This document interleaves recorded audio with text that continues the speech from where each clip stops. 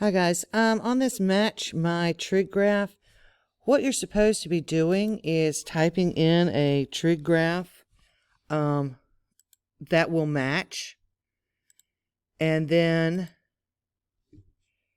if you can get one that'll match like we just did, let me change that color.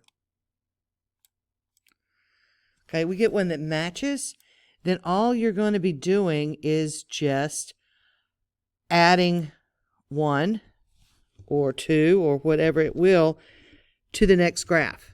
So this is sine of x, and then let's see, plus 1 it looks like.